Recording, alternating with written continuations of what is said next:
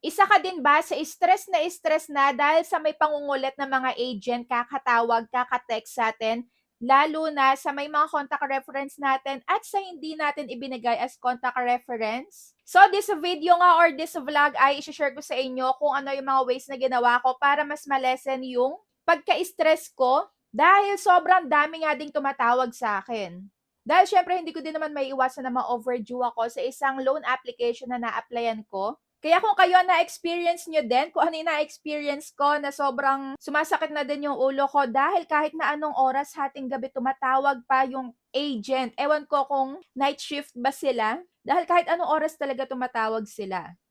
And syempre sasabihin ko na nga din kung ano yung mga pwede nyo pang gawin kung kayo ay gumagamit ng iPhone or Android.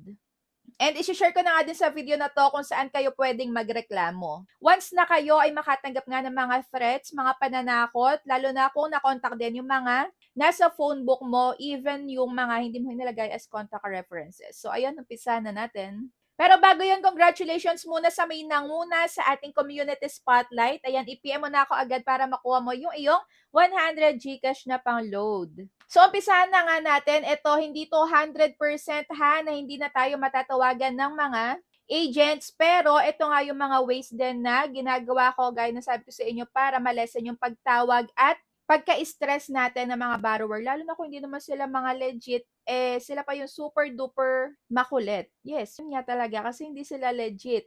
So, una-una na nga, ayan, is-silent natin yung mga unknown callers. So, yan yung ating best first move dito sa may iOS at sa may Play Store. So, dito nga, paano nga ba is-silence yung mga hindi naman naka-registered sa atin na mga phone numbers? So, dito muna tayo sa may Android users. Tapos, pagkayari sa iOS din, isi-share ko sa inyo. So, sa may ibang cellphone naman na Android, is i-click nyo lang yung setting. I-click nyo yung phone. I-click nyo yung silence unknown callers at i-on nyo lang yan. So, yung mga unknown callers na yan ay madediretso na lang yan sa my voicemail if ever man na meron silang isend pa din na message sa inyo. Pero meron pa nga isang way, yung do not disturb. Click nyo yung settings and then may makikita kayo dyan na notification at i-click nyo lang yung do not disturb. Ayan, click nyo sa taas yung do not disturb at i-click nyo dito until I turn it off. So, click turn on na. So, dito kung may makikita kayo na calls and messages, pwede kayo maglagay dyan, mag-add contacts kung sino lang yung i-allow nyo na may ma-receive kayo na text, na calls. Kahit na naka-on itong do not disturb nyo. Ayan, kung sino lang yung inalagay nyo dyan na contacts, yun lang nga yung meron kayo ma-receive na calls and text. So, kung sino man yung mga wala dyan is, ibig sabihin nun, ayan, hindi ka nila maiistorbo. At dito naman sa may iOS, ayan, open nyo lang din yung settings nyo. Ayan, click nyo yung app, click yung phone, at dito, i-click nyo lang din yung silence unknown callers. So, pagka i-click nyo yung dalawa na yan, silence unknown callers, saka unknown callers, ayan, automatic, yes, magre-ring pa din yan, pero naka-silent siya, and dito na nga siya mapupunta sa may, ayan, unknown callers list mo. Kaya, naka-separate na yan. Lahat na mga hindi naka-save sa'yo, makikita mo dyan lahat-lahat. Ayan, kung gaano sila kadalas tumawag sa isang araw, and pwede mo na nga din yung i-screenshot dahil isang patunay na yan na tumatawag sila kahit na this oras na gabi dahil makikita din dyan yung oras kung kailan sila talaga tumawag. At ang pangalawa nga is block specific numbers. So, syempre, ayan, kailangan i-block din natin isa-isa para hindi na nga din sila makaulit ng tawag sa atin. So, sa may Android naman, paano mag-block ng number? So, dito sa may pinaka phone nyo, i-click nyo yung parang pinaka-sign na telephone. Ayan, click nyo yung settings sa may itaas. Click block numbers. Ayan, click nyo lang yung block calls from unknown numbers. Ayan, automatic mabablock na nga yan. Pero kung meron ka din mano-mano na gusto mong i-block yung number is, ilagay mo lang dito and click mo yung sign. So, ayan, automatic mabablock na din siya. So, hindi ka na nga matatawagan. And dito naman sa my iOS, so ganun lang din. Punta kayo sa my app and then punta kayo sa my phone. And i-click nyo yung block contacts. So, dito, pwede kayo dyang mag-add ng gusto nyo i-block na contact. And dito naman sa akin, meron ng 177 na unknown. Which is, hindi na nga ako dyan makaka-receive ng tawag, ng message, ng email. Ayan, FaceTime. Dito sa may mga naka-blacklist sa akin. Ayan, o diba, sobrang dami dyan. At number 3 na nga is gumamit tayo ng Who's Call na application. So, ito, depende sa inyo kung gusto nyo i-install or hindi. Pero sa akin is napaka-inam nitong gamitin dahil dito sa Who's Call, kahit na hindi siya naka-save or hindi ka na manghuhula kung sino ba ang loan application 'to dahil yung iba nga hindi nagpapakilala kung anong loan application, basta na lang mananakot. So, dito nga sa may Who's Call, ayan, makikita mo na automatic kung anong loan application 'yan, kung ayan, nananakot lang ba 'yan, kung scammer lang ba 'yan, or kahit na pinaka-full name is lalabas diyan. Kaya alam mo na agad-agad kung sinong agent yung nangaharas sa'yo.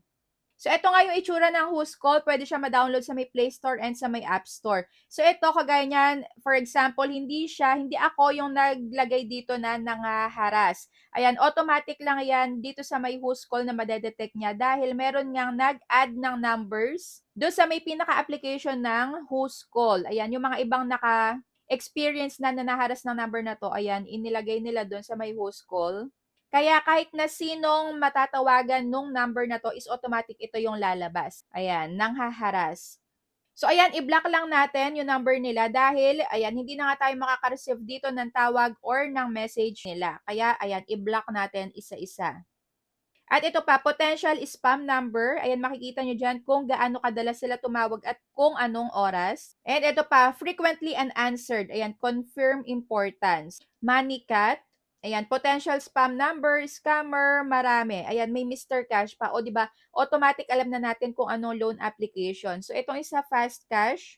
And dito naman, meron pang pangalan. Ayan, o, Neil. Tapos yung isa, Glyza. So, nalalaman natin kung sino bang agent yan. So, pang-apat nga na ginagawa ko is tina-turn off ko yung lahat ng mga permission. So, lalo na kung naka-install pa yan at kung ayaw mo na talagang makontak ka. So, ito yung isa ko pang ginagawa. Ayan, bago ko siya i-uninstall is, binubura ko muna lahat ng mga permission or tinatanggal ko lahat ng permission saka yung data na inilagay ko sa kanila. So, ito, hindi tayo 100% sure na matatanggal talaga. Pero, since meron silang delete application or delete account, saka dito sa settings, clear data. So, dito sa may mga Android yung cellphone, i-click nyo lang yung application. Sa may settings, punta kayo sa settings, application, tapos hanapin nyo kung ano yung loan application na gusto nyo nang i-uninstall. So, click nyo, for example, itong load cache.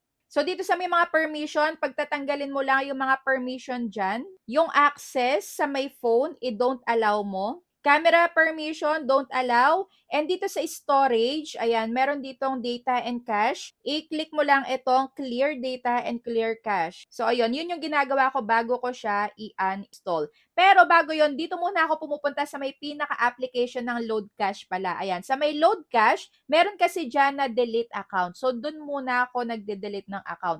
Delete account sa pinaka-application, tapos pagkayari, delete data dito sa settings. Yun yung ginagawa ko bago ko i-uninstall.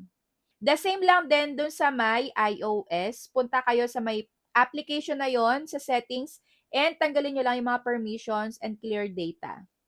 So, pang-5 naman, syempre, ayan, i-report natin yung panghaharas sa atin at yung pagtawag sa may mga inalagay natin na reference at dun din sa may hindi natin inalagay as contact reference. Dahil kung nakokontak naman nila tayo, ayan, bakit kailangan pang kontakin yung inalagay natin as reference, 'di ba? So, ang purpose naman din ng reference is pagka hindi talaga tayo automatic makontak, sila talaga yung first na ayan, kokontakin nila. So, dito sa may pagre-report nyo, ayan, kung nananakot sila, ayan, screenshot nyo yung call logs kung gaano kadami yung pagtawag nila at kung ano yung oras. Saka yung messages, i-save nyo, i-screenshot nyo lahat ng mga pananakot, ayan, yung mga threats. And then, i-report nyo sa may SEC or NPC para sa may data privacy nga.